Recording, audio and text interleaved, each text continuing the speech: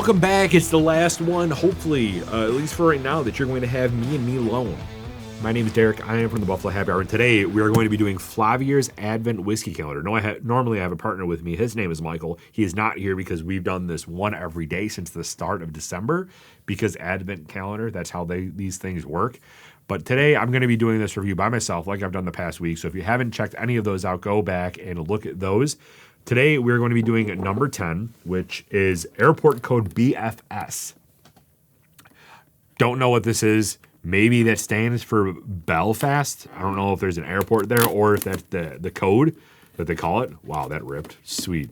Cool packaging, Flavier. Actually, this is really cool. So if you haven't been part of this, this is definitely Irish whiskey. It's very, very light.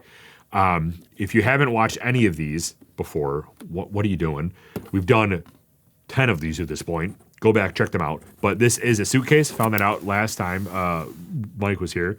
Told me that it was a suitcase. And everything here is an itinerary. So it gives you the airport code of each whiskey that is from. So it gives you a 2 on the back. Gives you a little tasting passport that goes through some of the information.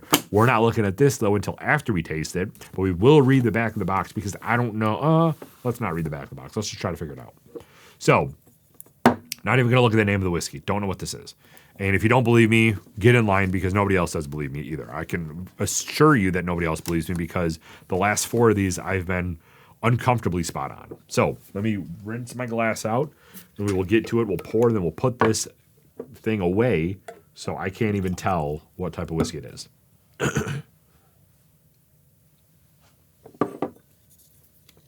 Covered it up, covered the label up. But if I was a betting man, my wife hates when I say that, but if I was a betting man, BFS kind of looks a little bit like Belfast. So Northern Ireland. And then the color of this looks like some Irish whiskey. It tends to not be very deep in color. And the reason behind that is Irish whiskey and Scotch whiskey actually too, they age their product in ex-bourbon casks for the most part. They also do ex-wine casks as well. But most of their production comes from ex-bourbon casks. And they're not re-charring the barrel or getting a new char American oak barrel, which is what bourbon is matured in. So that's why for bourbon, you're getting a lot of darker notes, especially as it ages, because of the time that it sits in that barrel of charcoal, because when they burn it, they basically char the inside of it or toast the inside of it, but mostly char it. And with this not being a new char, and they probably scraped a little bit of the alligator char off, but maybe put a light flame to it to like reseal it. But that's why a lot of Irish whiskey and Scotch whiskey normally looks a little bit lighter. But again, not 100% sure what this is. Belfast is my assumption, but let's dive into the nose. Every single one of these reviews, my nose has gotten even more stuffy, so this is becoming more and more of a challenge, which I accept.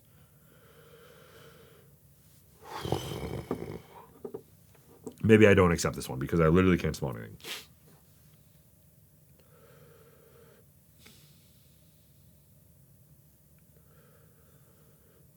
I honestly might... I'm going to pass out if I do this. It smells... It smells like a 100% malted barley product from Ireland that was aged exactly 3 years. So when you look at, if I'm right on this, again, you guys are all going to yell at me, but Irish whiskey and Scotch whiskey and a lot of other whiskeys from countries outside of the U.S., they have a requirement where you have to age, bottle, and distill it within the country for 3 years at minimum. So anything that's 2 years old can't be considered Scotch or Irish whiskey. And based off of the color and the flavor notes that I'm getting and the smell, I'm going to assume off the bat that it's probably exactly 3 years and maybe 4 if we're pushing it, but I'm not getting a lot. I'm getting a lot of barley. I'm getting a lot of like fresh grass, heatherfield, maybe a little sea salt, some vanilla, which makes me think that this is probably aged in an ex-bourbon cask. When I talk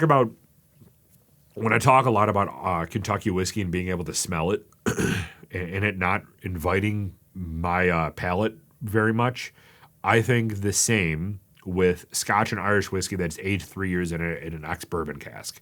Just because that's so typical that innovation has to come from somewhere.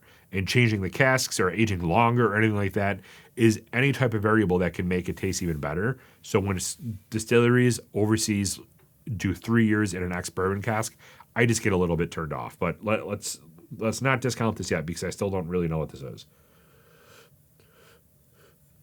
I'm getting a little bit of pear, maybe a little green apple, but mostly barley, mostly like almost like a hay field or like a fresh barley field. It's very fresh. It almost smells like fresh air too. Nose, I'm gonna go B minus just because. No, let's go C plus. I can't do everything else in the season, then just do this B just because it's from overseas. So let's go C plus with this. You're getting a little bit of like that sugar note too. So yeah, it's going to be really interesting to see where this lands. But C plus on the nose. Let's go to the initial taste.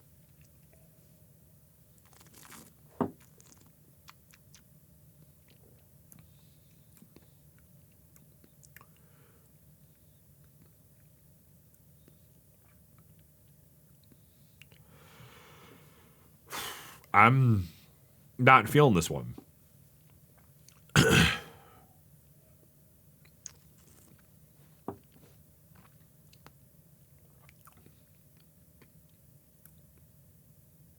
I must be getting COVID or something because I'm not tasting anything, dude. Could be real. Don't discount it. Getting some wood sugars, getting some sugars, like overall kind of just sweetness. A little bit of the barley, but I'm not tasting anything. So that tasting profile of nothing, which you can argue is not a tasting profile because nothing is nothing. But that tasting profile that I'm getting only more solidifies the fact that I think that this is probably a very young Irish whiskey that was aged in a bourbon cask. Yeah, I'm getting very like barley taste to it, but nothing really else.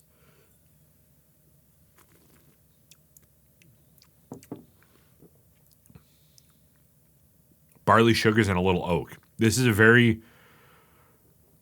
I'm definitely gonna have Mike try this when he comes over here next because if I'm very off on this analysis, I definitely have COVID or something like that because this tastes like nothing to me. This tastes like water. I would also assume that this is probably around an 80 proof because this isn't making my mouth numb at all. I might have to do another one just because of how disappointing this one is to end on. Initial taste, I'm honestly gonna go D plus. This tastes like sugar water in my opinion. And I've been on something today, and I feel so bad. I've been brutal today, but none of these have done anything for me that have really gotten me excited other than that one Kentucky one, which is shocking to say. I don't know if I've ever said before in my life that I would take a Kentucky whiskey over a Scotch, but here we are because this one is just very, very underwhelming. So let's go D plus for the initial taste. Any note, I'm going to go probably solid D. Because there's just nothing there. There's a little bit of wood sugars, maybe slight fresh fruit, but it's a barley product through and through. I would be very, very, very shocked if this is not what I think it is.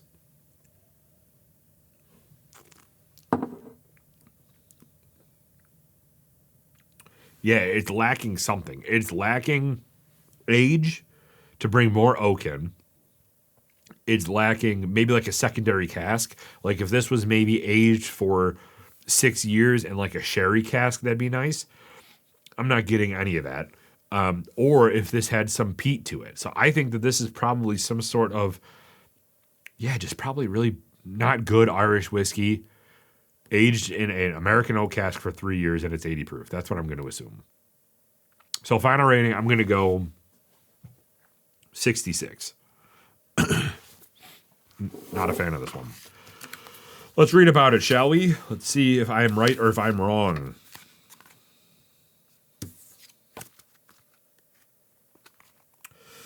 Ladies and gentlemen of refined taste, we've once again left behind the United States, drawing near the spirited shores of Belfast. Crushed it. BFS is probably a very easy airport to guess. You were probably already screaming it before I even opened it, but whatever. Please ensure your glasses are upright and your senses are prepared for a taste of Irish ingenuity. Welcome to the heart of Northern Ireland whiskey rival. What's up, Rory McIlroy? Once a good whiskey powerhouse, Belfast is soaring back to its prestigious altitude among the greats. I don't know about that. From the historic echoes of Dunville to the new wave of adventurous independence, the city breathes life into distilling heritage. Two Stacks, one of Ireland's only independent bonders and blenders, represents this renaissance. Today, the First Cut signature blend captures the essence of craftsmanship, uniting multiple styles of Irish whiskey into a mosaic flavor. If this could be a blend, yeah. Two Stacks Irish Whiskey, the First Cut signature blend. This is 43%, 86 proof, so I was kind of around the same part of it. Okay, so Irish Whiskey, Northern Ireland, 5-part blend of grain, pot still, and malt Irish whiskey. Interesting, dude. So this is a grain whiskey, too. I must have COVID. I think we found that out together on this episode. Because this says the First Cut signature blend combines 5 distinct whiskey styles for a truly complex experience. Light and dark whiskeys. That looks light to me. Double and peated malt. Brother.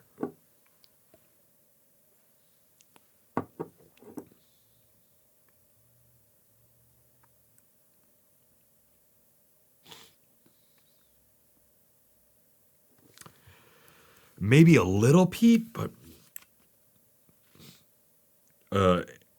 peated malt and pot still whiskey aged in virgin, oak, bourbon, and Oloroso sherry casks. This 5-part blend brings layers of spice, fruity esters, and a touch of peat to life with each sip. I told you guys a couple episodes ago that there's no way that I'm batting 1,000 through this whole thing.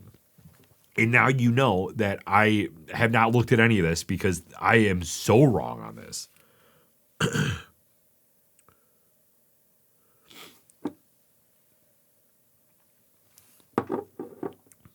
And this is where I kind of get happy that I'm doing this review the way that I'm doing it. Because either I just lost COVID or I can now taste the peat. But once you get something in your mind, you can then taste it. And again, most of the time, you can associate it with the placebo effect where like somebody tells you should be tasting something. And they're like, oh yeah, I taste it. It's like, sure. But you wouldn't have tasted it if I didn't tell you it was there type thing. When I first tried this, I mean, I thought that this was a very bad product. I can kind of taste the peat a little bit now. The lack of flavor to this, though, is still there. I still don't think this is a very good product. I think that when you take a product like this and you blend 5 together, 5 different types of whiskey together, you're kind of going into like